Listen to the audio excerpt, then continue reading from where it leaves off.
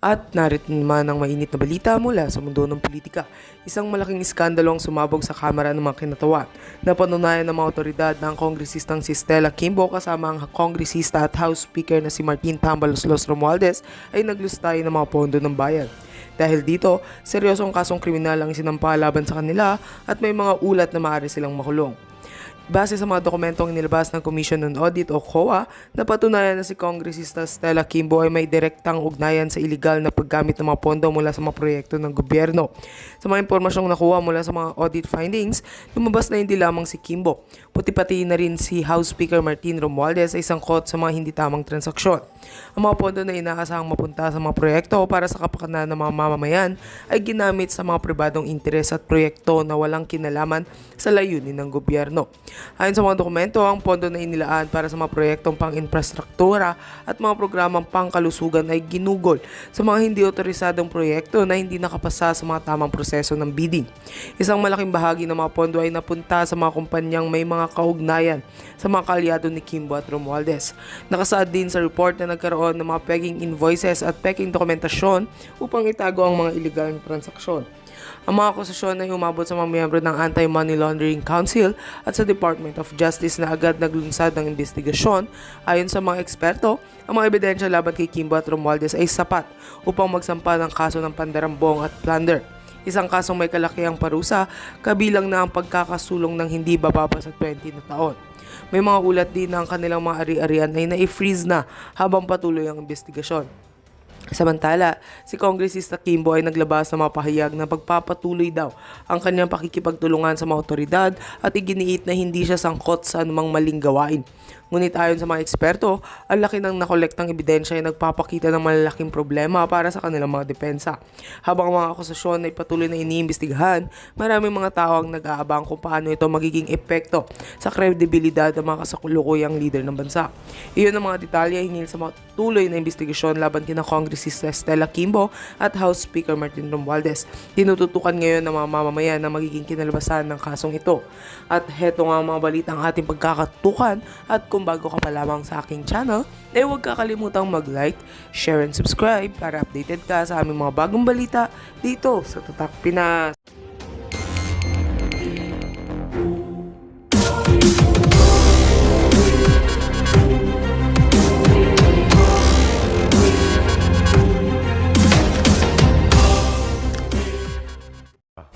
Has been a failure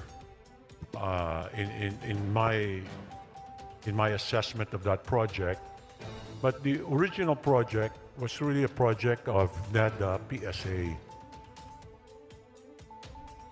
May I ask the sponsor what's now the status on the PSA side? Because on the card printing side, it's been canceled, and I'm sure there'll be cases filed. What's now the status on the, for my understanding, which is the IT component side with PSA? So currently, we have 89,893,983 Filipinos registered. That is as of September 12. I hope that you noticed that we brought the system here today, and that was just for you, Your Honor, because the last time, I believe you made a manifestation at the DICT hearing, you said that you did not have a national ID. So we took note of that and wanted to make sure that your details would be captured today. So they set up the system here at the lobby. So we hope that you took advantage of their presence today, Your Honor. So for sure the numbers would have increased as of today. And so this would be 97.7% of the 92 million target for registration. And as of 12 September, 53,712,583 ID cards had been delivered. I'm sorry, how can you repeat that again? 53,712,583 ID Madam cards Speaker, had been delivered. I appreciate the efforts of a sponsor, PSA. I wasn't able to avail of doing the biometrics. I've been here the whole morning It till will night. be there for 1 week. Okay, I'll try to go there. But I mean, I appreciate the effort, but I think more importantly, it should be highlighted that that project has been, for lack of a better term, a failure. It's 3-4 years delayed. Some billions of pesos have been appropriated and used for the national ID system. In fact, in the last budget hearing, the DICT, when I had asked about the national ID, I did a quick survey from colleagues and staff in the House. Many of us still haven't received their national ID, despite the fact that we did the sign up. I personally did the sign up, I believe, before pandemic, if I'm not mistaken. And many of the staff here probably did so too. Some got their ID, some didn't. But having said that, I wanted to ask the sponsor, there's who will now be printing IDs for the for the hard copy ID, because they gave it to BSP. BSP fumbled it. Where will the printing come from now?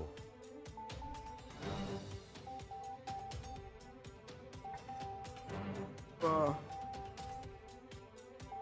this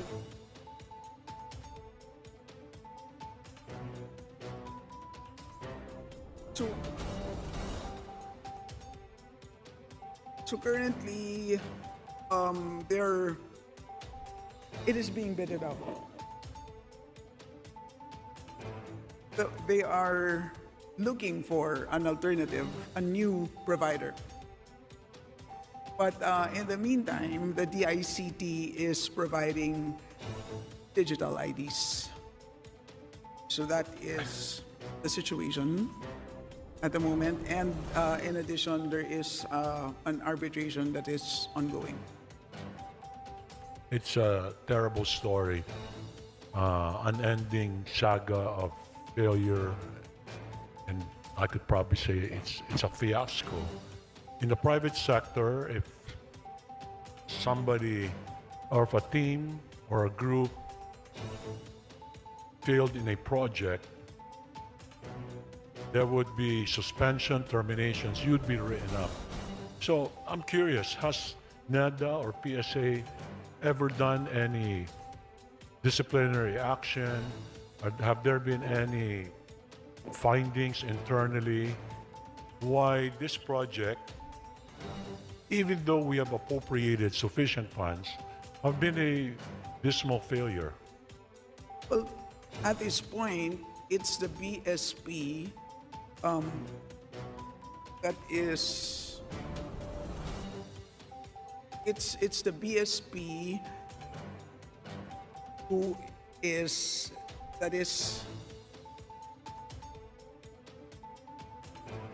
claiming liquidated damages from their service provider. I understand, Madam Chair. But that's all at the moment. Yeah, I know it's a difficult question, but let me reiterate it. There's been a problem with BSP, but I think NEDA PSA should also share some burden. It's been delayed. We all know that. I think no less than the president has complained, from what I know, both publicly and privately. No less than the president's exasperated on this very good project. So my question, Madam Speaker, is, has anyone in NEDA or PSA, it's the normal course of things, you would do a due diligence or an internal investigation and kind of determine where we failed, where we should improve.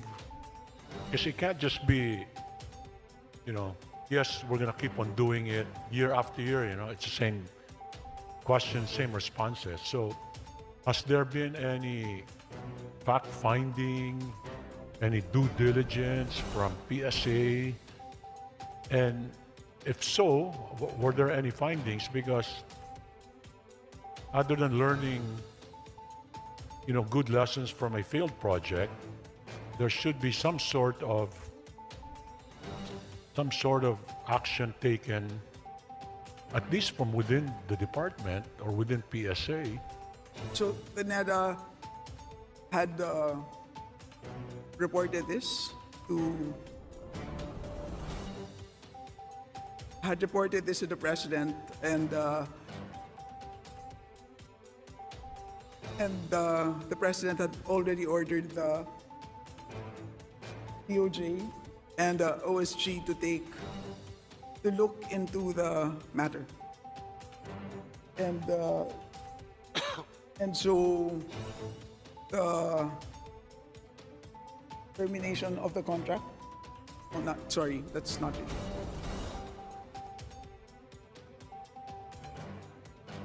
And so the OSG provided an opinion to the BSP.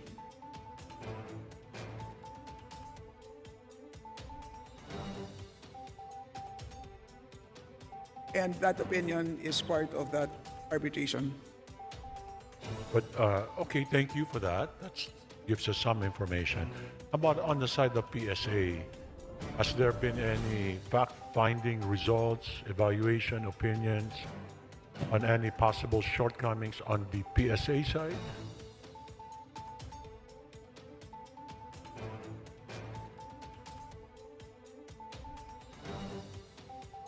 Yeah, so at the moment, the PSA is of the belief that it is better to do the digital national ID. That is according to the PSA. But I know where you're coming from. Their TOR is to produce the physical ID. Yes. So this is a question that you've been asking me 3 straight years. Madam Speaker, Your Honor. And doesn't the sponsor agree that it's a fiasco? It's a failure. And I guess would it be a fair statement to say that it's been a failure of a project? Would I be too harsh to say that? Well, Madam Speaker, Your Honor, it is what it is. And We were unable to. Is it a failure or a success?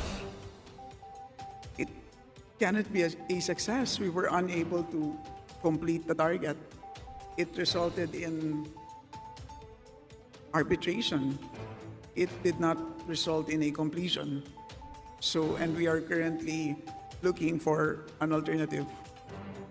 But, okay, I don't want to put my esteemed colleague too much on the spot because she's just responding for the agency.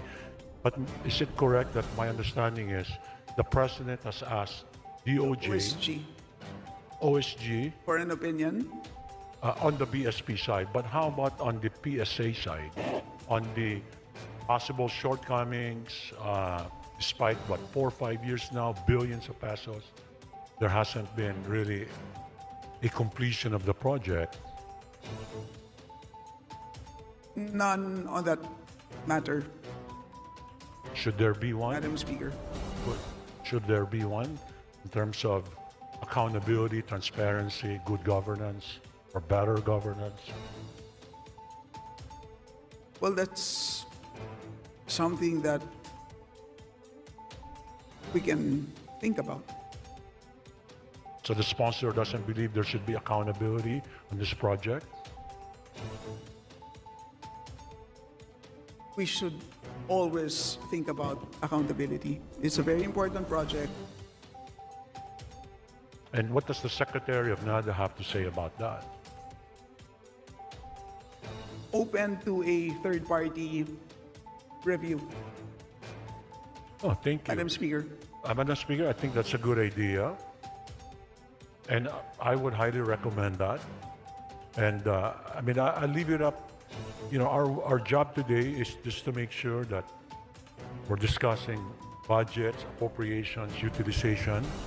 That's an implementation issue, and I leave it up to the wisdom of my distinguished colleague to push for that because you do sponsor that agency, and I support that suggestion of a third-party review.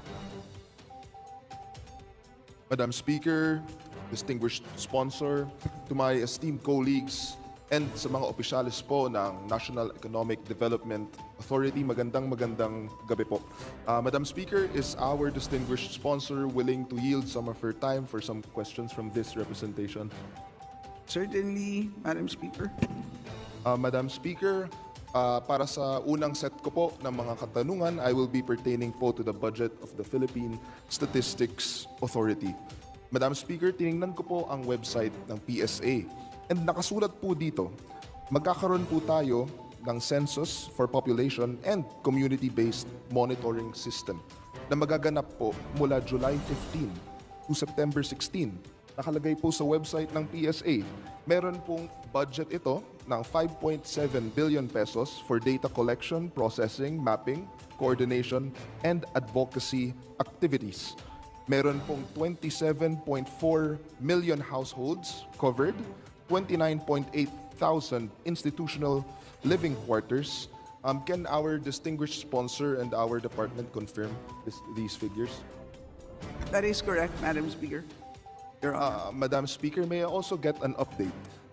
Since September 16 na rin po ngayon, maaari ko po ba malaman kung natapos na po ba ang ating census, kung ano po ang latest updates dito, kung napuntahan na po ba ang lahat ng mga household and institutional living quarters na covered?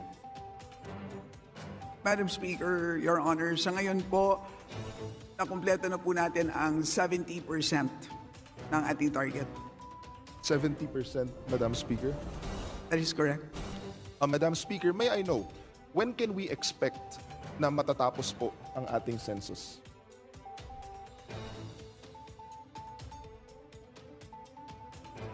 Ang expected po natin na date of completion is October. But let me just explain na the reason po for bakit nagkaroon tayo ng konting delay is because of the typhoons. So yun po ang dahilan. And by December, ay iti-turn over na po ang data sa NEDA. Madam Speaker, Your Honor. Madam Speaker, I would also like to confirm from our department and from our distinguished sponsor, based on a 2020 census, 3.7 million Filipinos were without birth certificates.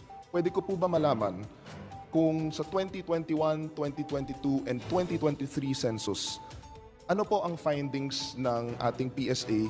Ilang milyong Pilipino naman po ang walang birth certificate? Yung pong first figure na binigay ni Honorable Abalos, tama po yung figure, pero doon po sa for years 2021 and 2022 ay wala po tayong nagawang census. Wala pong nagawang census. Okay po. And then for my next question po, Madam Speaker, I would like to confirm, sa isang hearing po sa Senado, ayon po sa PSA, meron pong mababang low death registration rate sa iilang bahagi po ng ating bansa. For example, sa BARM, nabalitaan ko po, for the year 2020, 30% lang po ang mga death registrations natin, and for 2021, 42% naman. Can our distinguished sponsor confirm this? Yes, that is correct, Madam Speaker, Your Honor. And also po, Madam Speaker, may I get a rundown po?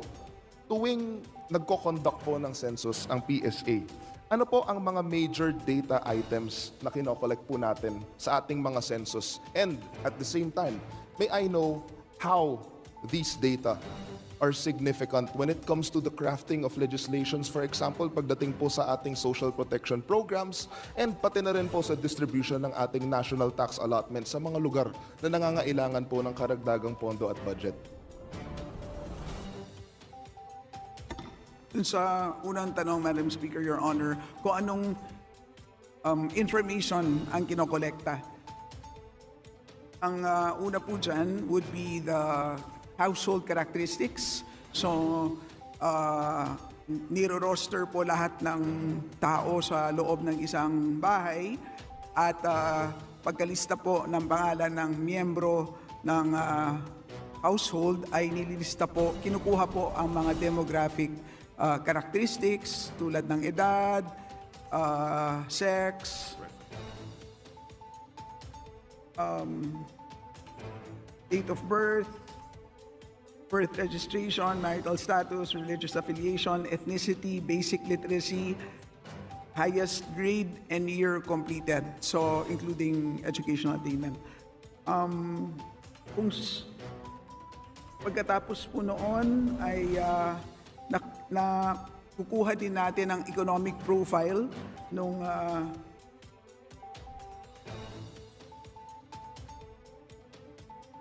nakukuha natin ang profile ng mga barangay, city, municipality, and province. Saan po nagagamit ang census? Ang isang halimbawa po dyan would be sa pag-compute po ng national tax allotment. Sa pag-create po ng bagong mga barangay, ginagamit din po yan. Sa pag-redistrict, sa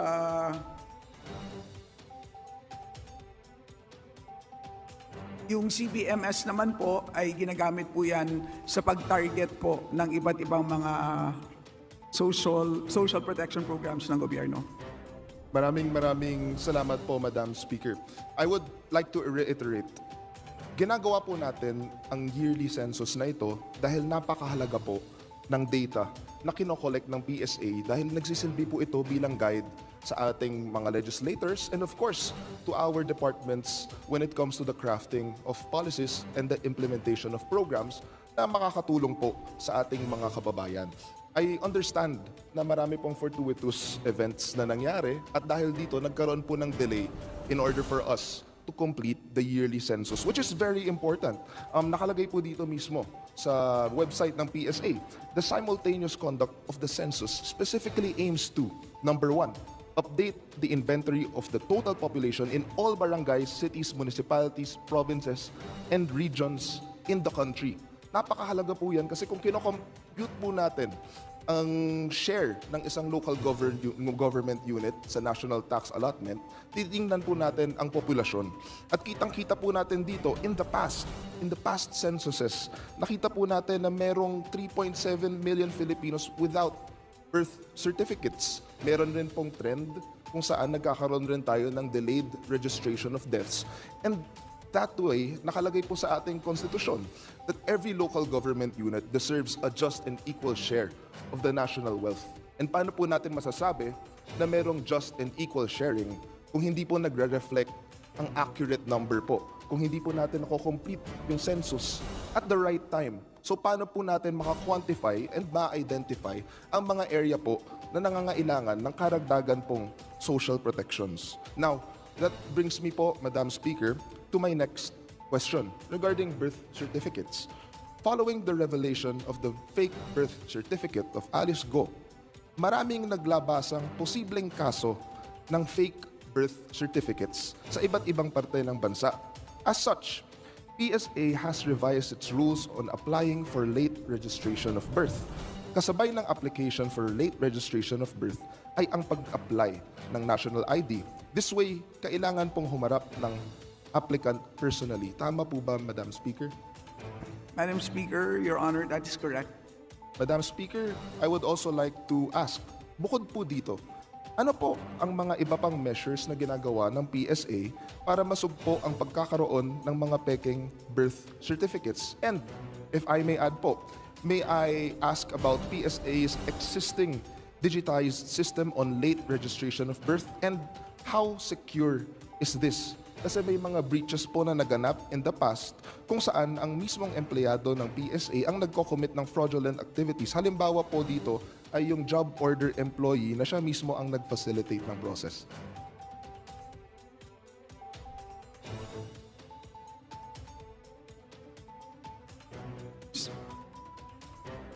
Madam Speaker, Your Honor, sa ngayon po, naging mas stricto na ang ating processes.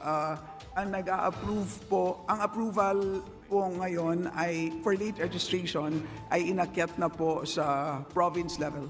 So kung dati po ay pwede po at the outlets, ngayon po ay kailangan po at the province level. So that's one control measure, Madam Speaker, Your Honor. And Madam Speaker, if I remember correctly, noong 2020 census, may figure po tayo na 3.7 million Filipinos na walang birth certificates. However, in the previous years, hindi po ata siya nasama sa census. Am I correct?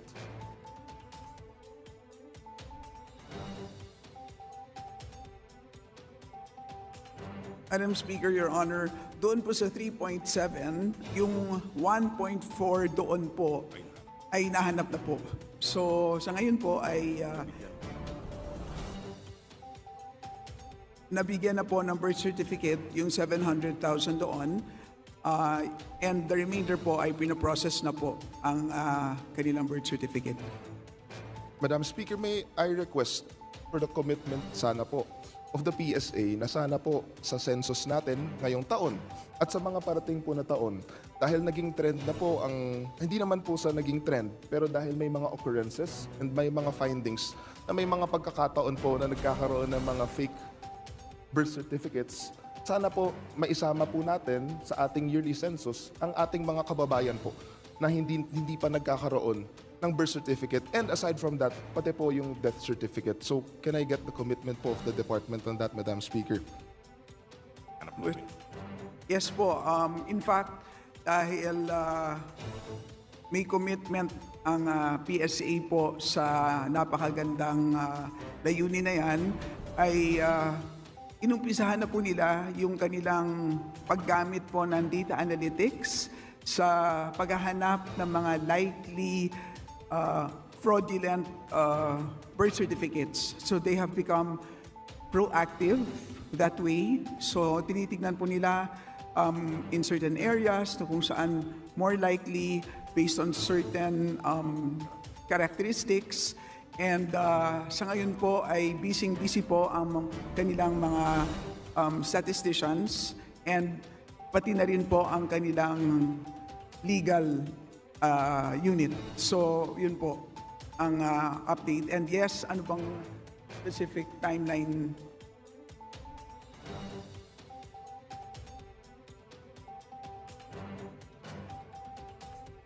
So by the end of 2024, yan po ang target nila, is 99.5% of all Filipinos ay dapat mabigyan ng birth certificate. Madam Speaker, Your Honor. Madam Speaker, sa PSA Memorandum Circular Number 2022-15, nakalagay po dito, the objective is to increase the level of civil registration, especially in marginalized communities. This was reiterated by another Memorandum Circular Number 2023-06. Are the two circulars with relaxed requirements still being implemented, Madam Speaker?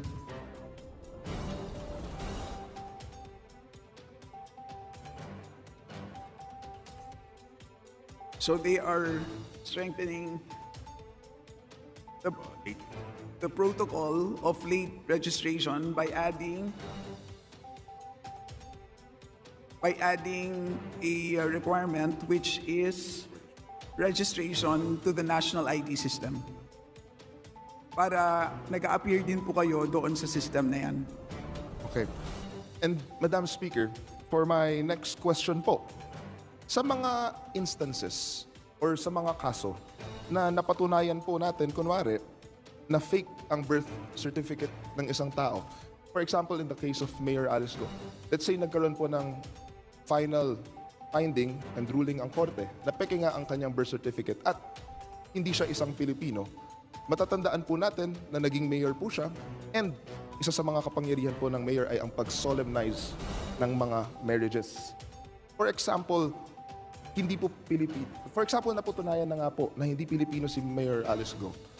And at the same time po, ano po yung epekto nito sa mga marriages na isinsolemnize niya? Kasi nakalagay po sa ating batas na kung walang authority to solemnize ang isang solemnizing officer sa isang kasal. Void po ang kasal. So ang ibig sabihin po nito, magiging void na rin po ba lahat ng mga Pilipinong ikinasal niya? And at the same time, ano po yung maaaring solusyon po natin in case mag-arise ang problemang ito? Madam Speaker, Your Honor, napaka ganda ng issue na ni-raise ng kagalang-galang na JC Abalos. So one step at a time, sabi ng ating Philippine Statistics Authority. Sa ngayon po ay they are in the process of canceling ito pong birth certificate ni Alice Guo. As soon as that is approved by the court, ay babalikan po lahat po ng marriages solemnized by Alice Guo. Nasa records naman po lahat yun. Okay po. And Madam Speaker, now I would like to proceed po to the budget of the agency in regard to its staffing. Maaari ko po bang malaman, Madam Speaker, ilan ang mga posts sa PSA, ilan po dito ang unfilled at ano ang percentage ng unfilled against the staffing posts of the agency? Sa ngayon po, meron silang total plantilla positions of 3,200 and of that, 86% are filled. So the 14% of, so 400 would be unfilled. 400. Tama po ba, Madam Speaker, ang nabasa kong report na ang PSA po ang may pinakamalaking bilang ng unfilled positions sa kabuuan ng NEDA and its attached agencies?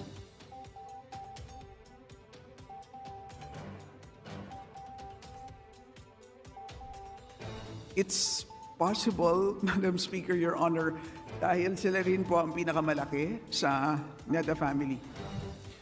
Maaari ko po ba malaman, Madam Speaker, kung ano ang mga dahilan kung ba't hindi napupunuan ng staff ang mga posts na ito? Maaari po bang malaman kung ano-ano ang mga positions na ito at gaano kahalaga sa smooth and efficient running ng agency o paano ito naapektuhan ang kasalukuyang pamamaraan kung paano tinatakbo po ang ahensya?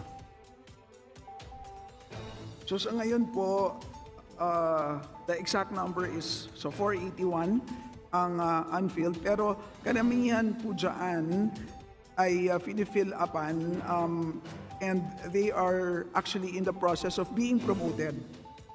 So yun po ang so in short po, Madam Speaker, Your Honor, hindi naman po siya as alarming as it would seem because ang mga taong ito ay actually masaya po sila kasi sila po ay in the process of being promoted. Madam Speaker, I also understand na ang PSA, meron po ditong mga non-plantilla positions to fill the cavity in staffing such as job orders, contract of service, project consultants. May I ask po our distinguished sponsor and the agency kung ano-ano pong trabaho ang ginagampanan ng mga staff po na ito generally? So, karamihan sa kanila, Madam Speaker, Your Honor, ay ang ating mga field workers na sila po ang taga-conduct po ng field work ng ating surveys tulad ng census, tulad po ng ating family income and expenditure survey, tulad po ng ating labor force survey, tulad din ng National Health and Demographic Survey, CBMS. So napakarami pong surveys ang kinokonduct ng PSA. 33 surveys po, lahat po yan on a yearly basis. At dahil napakarami po niyan, kailangan po nila ng napakarami din pong field workers. Madam Speaker, Your Honor. Madam Speaker and distinguished sponsor, maaari ko po bang malaman po, sa tingin po ba ng ating distinguished sponsor and ng ating agency, masasabi po ba natin na ang trabaho ng isang field worker, masasabi po ba nating may sensitive or may data security risks ang kanilang trabaho? Yes, Madam Speaker, Your Honor, tama po yan. Dahil meron po silang kinakapture na personal data. Maaari ko po ba malaman, Madam Speaker, kung ano-ano po ang mga measure na ina-apply ng agency para masigurado pong masecure natin ang integrity ng mga data na hawak ng ating mga JO, Contract of Service and Project Consultants, given na ginagamit po ang datos na ito sa paghulma ng mga public policy at program. Madam Speaker, Your Honor, well, una, meron po silang oath of data privacy. Meron po silang, they have to obviously, and kumbaga po, it's an agreement between themselves and the PSA before they begin work. Secondly, they have to undergo training on topics such as data security and privacy.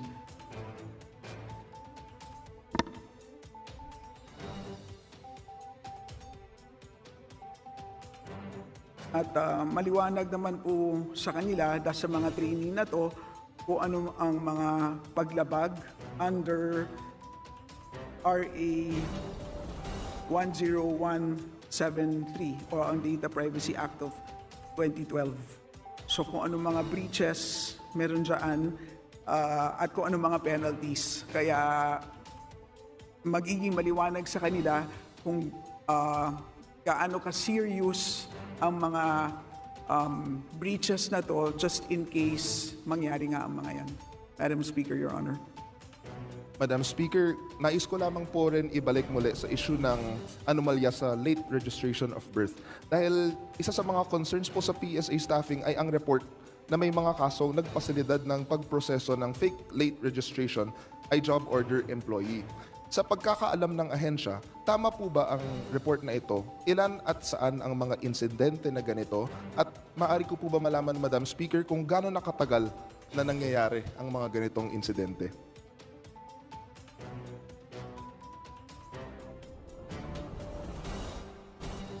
Sa ngayon po, Madam Speaker, Your Honor, PSA is currently investigating 49 local civil registrars. 49 out of 1,634. And ilang birth certificate po ang involved dito, Madam Speaker? Sa ngayon po, ang mukhang may problema ay 1,530 birth certificates. At ito naman po, ang of these 1,530 ay 1,433 ay foreign nationals at ang 97 po dyan ay local. At lahat po ito, Madam Speaker, Your Honor, ay blocked na sa kasalukuyan. Maaari ko po ba malaman, Madam Speaker, paano pinaprocess ang pag-hire natin sa mga JOs at COS and sa consultants? Paano nalilinaw po sa kanila ang kahalagan at bigat ng responsibilidad na hinahawakan nila? Malinaw bang nakasaad dito sa kontrata o terms of reference ng bawat isa, Madam Speaker? Madam Speaker, Your Honor, yes, maliwanag sa kanilang kontrata ang responsibilities nila. At doon din po sa training ay nare-reiterate lahat ang mga ito. Katulad na nabanggit ko kanina, lahat po ng mga important provisions doon sa Data Privacy Act ay tinatalakay. So, and at the same time, Madam Speaker, Your Honor, ay may mga spot checks na ginagawa po.